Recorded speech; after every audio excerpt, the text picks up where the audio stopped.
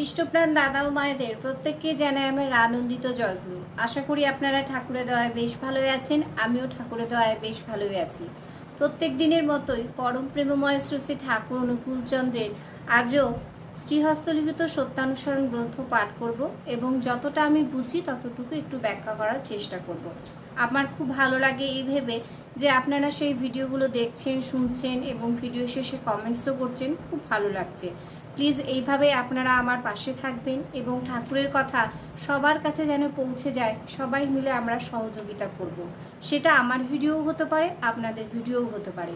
সবাই যেন আমরা ঠাকুরের কাজ করে যেতে পারি, সেদিকে সবাই খেয়াল রাখবো। জয়গুরু। তো শুরু করছি পরম প্রেমময় শ্রী শ্রী ঠাকুর অনুকূলচন্দ্রের শ্রীহস্তলিখিত সত্যানুসরণ গ্রন্থপাঠ ও তার ব্যাখ্যা।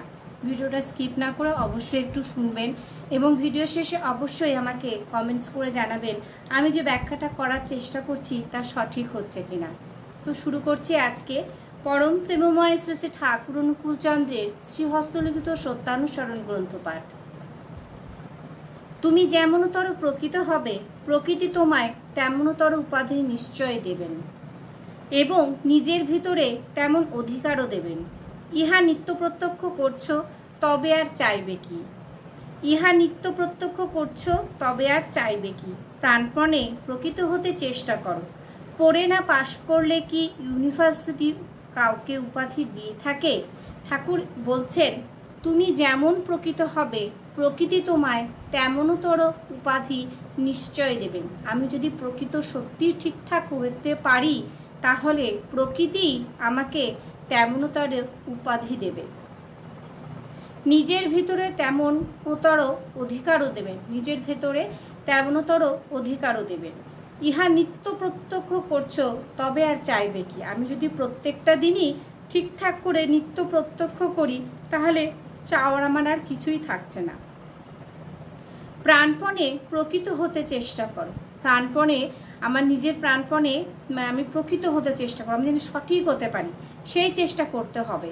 পড়ে পাশ না করলে কি ইউনিভার্সিটি কাউকে উপাধি দিয়ে থাকে? আমি যদি আজকে পড়াশোনা ঠিক মতো না করি, তাহলে কি ইউনিভার্সিটি উপাধিটা আমি কখনো পাবো? নিশ্চয়ই পাবো না। তার জন্য আমাকে পড়াশোনা করতে হবে, ঠিক মতো ক্লাস করতে হবে, ঠিক মতো পড়াশোনা করতে হবে, করে সেই পরীক্ষায় আমাকে উত্তীর্ণ হতে হবে। তারপরেই না আমি ইউনিভার্সিটি উপাধিটা পাবো? তার আগে তো নিশ্চয়ই পাবো না। ঠাকুর ঠিক এই কথাটাই বলতে চেয়েছেন। ভুলেও নিজেকে প্রচার করতে যেও না, বা নিজের প্রচার করতে কাউকে অনুরোধ করো না। আমি কাউকে প্রচার করতে বলবো না যে আমি এই করেছি, আমাকে কেউ প্রচার করে দিই, বা কাউকে অনুরোধও করবো না। নিজে তো করবোই না, প্লাস কাউকে অনুরোধও করবো না। ঠাকুর বলছেন, তাহলে কি করবে? তাহলে সবাই তোমাকে ঘৃণা করবে আর তোমার হতে দূরে সরে যাবে, আর আমাকে থেকে সবাই দূরে সরে যাবে। কেউ তো ভালোবাসবেই না, বরং মন্দটাই করবে, ঘৃণা করবে এবং দূরে সরে যাবে। জয়গুরু। প্রত্যেককে বাণীপাঠ এবং তার ব্যাখ্যা কেমন লাগলো অবশ্যই একটু কমেন্টসের মাধ্যমে জানাবেন। যদি ভালো লেগে থাকে তাহলে অবশ্যই শেয়ার করে পাশে থাকবেন। আর ভিডিওটা কখনো আমি বড় করি না, সবাই যেন সুন্দরভাবে অল্পর মধ্যে সুন্দরভাবে দেখতে পারেন, বুঝতে পারেন এবং ঠাকুরের কথাগুলো নিজের জীবনে সবাই মিলে আমরা প্রতিফলিত করতে পারি, আমাদের জীবনে সুন্দরভাবে ফুটিয়ে তুলতে পারি। এই চেষ্টাই আমরা প্রত্যেককে করব। সবারই ইষ্টমুখর জীবন প্রার্থনা করি প্রভুর দয়ালের শ্রীচরণে।